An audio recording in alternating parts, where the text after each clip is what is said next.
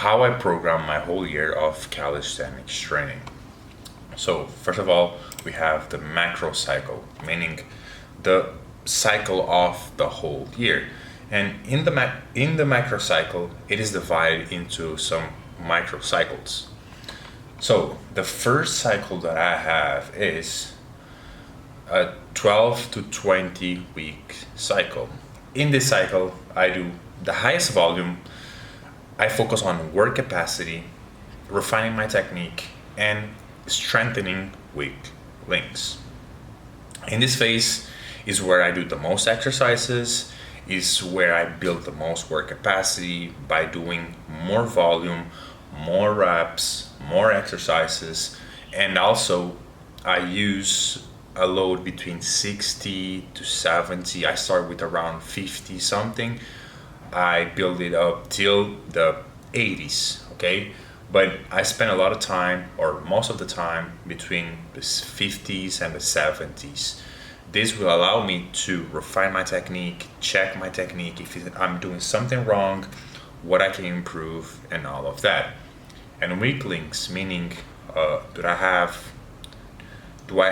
a sort of weak area that I need to strengthen? Is my lockout the weakest part? Do I need some extra work around there? Is my triceps the weakest part? It doesn't allow me to lock that smoothly. It is my core, a weak link that doesn't allow me to go from the bottom to the top in the squat or lose balance in the dips. All of these things is what goes into my training and in my thought process. I want to improve these things because they're very important for later on when I'm doing 1 to 3 reps, 5 to 6 reps, okay?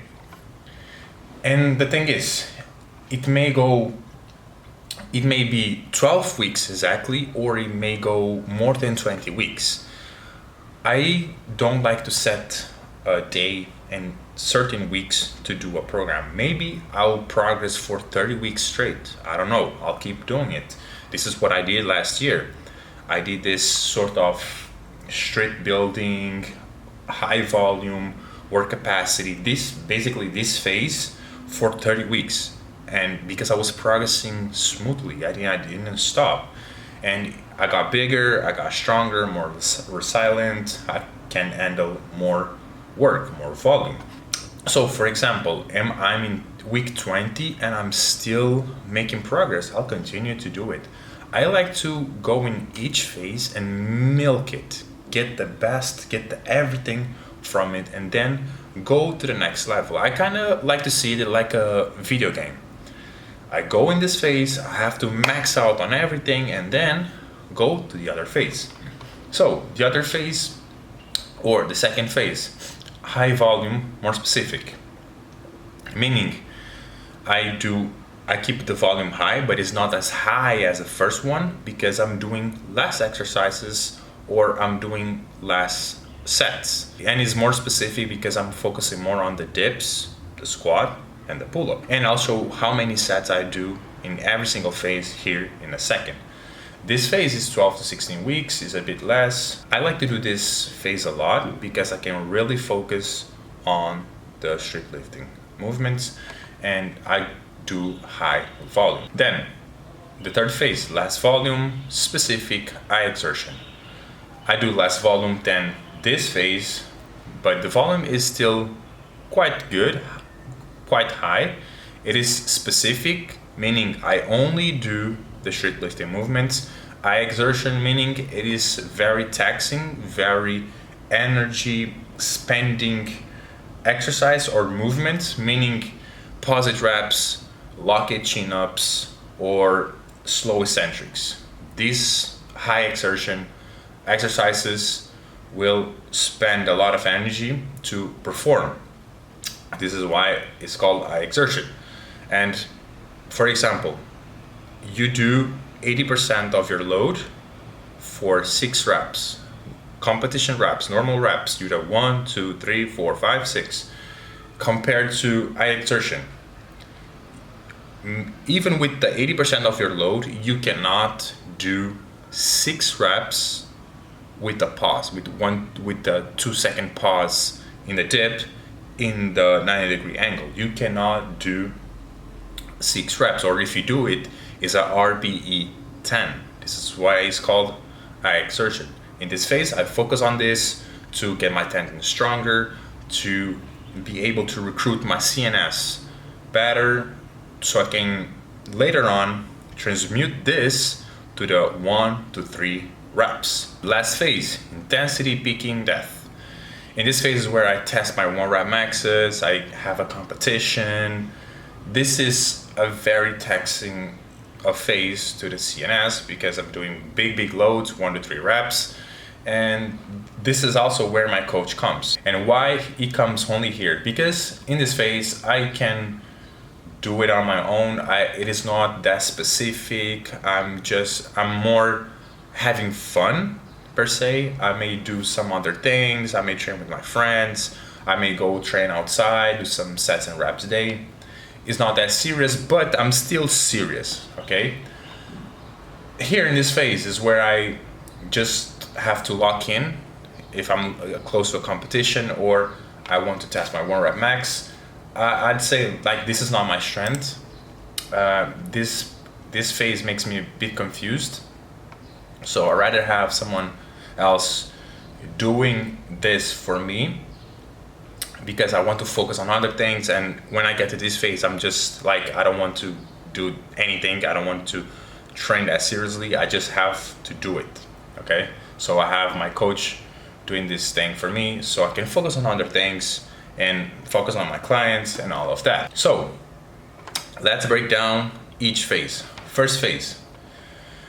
In this first phase, I do a total of 13 sets per pushing exercises a week, 13 sets squats a week, 14 sets pull a week. I think, or I feel like I have to do more sets, more volume on my back compared to the pushing exercises or the chest, shoulders. I do biceps and triceps 2 times a week, 6 sets each. Right now, I'm on this phase, in this phase 1. I started with biceps and triceps 3 times a week, but it was becoming too taxing for my elbows, and I don't want to injure my elbow, and I'm doing a lot of exercises like dips, overhead press with the pull-ups, the bench press, and I don't want to overuse my elbows, and this can lead to injuries. I started feeling some tendon here in the brachialis pain, so I decided to cut off 1 day of bicep and tricep. This phase is taxing to the body, CNS and muscles are tired. This is not a phase that you cannot be on a cut. You cannot be on a cut. I think you cannot be on a cut in this phase because it's very taxing to the muscles and CNS. You need a lot of food to recover. You need some extra body fat to have the power because you cannot sustain this while cutting. And you accumulate a lot of tension too. My traps are always tense. I need massages in this phase more than any other phase. But this is where the most growth happens in terms of physique. My physique growth, my work capacity goes up like crazy, and I handle a lot of volume. I also build a lot of strength on the 8 to 10 rep range, which later on will transmute very well to the 5, to the 6, and to the 1 and the 3s. I think for you to be the strongest possible, you need to be strong at 8, 10 reps, 5 to 6, and 1 to 3 reps.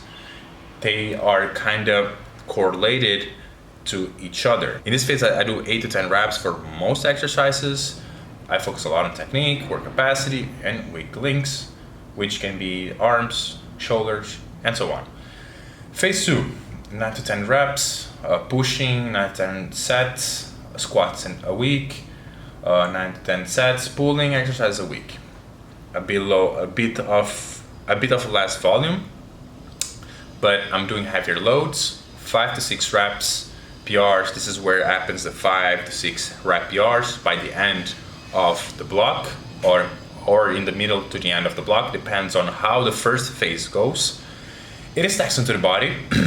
because I'm doing heavier loads. 5 to 6 reps is very taxing to the CNS, but for the muscles, not that much compared to the phase 1. So here I start working on bigger loads to prime my body for intensity phase. 5 to 6 reps, more specific.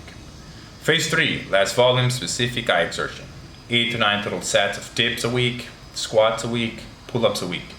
In this phase, only pull-ups, dips, and squats. I may introduce some muscle-ups there, but usually is in the phase 4 that I start doing the muscle-ups. This is the heavier loads, prepping for 1 to 3 rep PRs. Usually also I do eye exertion PRs. Okay, this is also the 3 to 5 rep range that I am doing in this phase. This is where happens the eye exertion PRs. For example, 3 reps, 3-second pause on dip, or 5 rep PR on the locked chin-ups, taxing to the CNS and tendons. Here I start working with bigger loads to prime my body for intensity phase. And the last phase, intensity peak in death. 5 to 6 total sets, dips, squats, pull-ups a week, heavier loads, 1 to 3 rep PRs, taxing to the CNS and tendons, but muscles are fresh because I'm not doing as much volume, not doing as much reps. This is where intensity is the highest. I have new PRs, 1 to 3 rep PRs. This is where the competition happens, if I have a competition. But the thing is, with all this, I have to say that sometimes it does not go as I'm envisioning here. But I think it's important for you to envision and have a strategy behind your programming so you can have success. You have to know what you're gonna do, for how long you're gonna do, or have an idea of how long you're gonna do. You don't want to do things randomly, okay? You want to have at least an idea of what you're gonna do for how long, what exercises, where's the volume phase, intensity phase, all of these things. And it doesn't always go as planned. That's the truth. You may have injuries, you may have to travel, you may get sick, you may have phases where you cannot train 5 times a week. You have to train just 3, 2, so you have to adapt. But if you copy this, you strategize your programming, your training program. This can apply for powerlifting too. You may have more progress. You can see if you're making progress or not.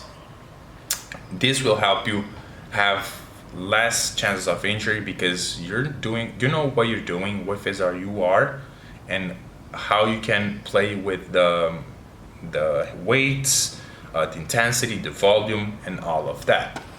But this phase, the first phase, is one of the most important. The work capacity, technique, weak links. This is basically where you discover where are your problems, what you need to get better at, how do you avoid injuries, how you get more resilient for injuries, work capacity, and all of that. This is unskippable. Things like this phase can be skippable, but these two are mandatory. You can skip intensity peaking phase. You don't need to test your PRs. Like if I don't have a competition, I will not test my PR. In this case right now, I will not compete for at least a year, so I'll be in these 3 phases. I'll start here, go here, and go here again. I'll repeat this, because I don't think testing your 1 rep max every month, every 3 months is a good thing. It kind of sets you off of training. I'd rather make progress, even if I don't test my 1 rep max in a year. I know I'm making progress, and when I test my 1 rep max, I know I'm gonna do insane numbers. So that was it. See y'all in the next one.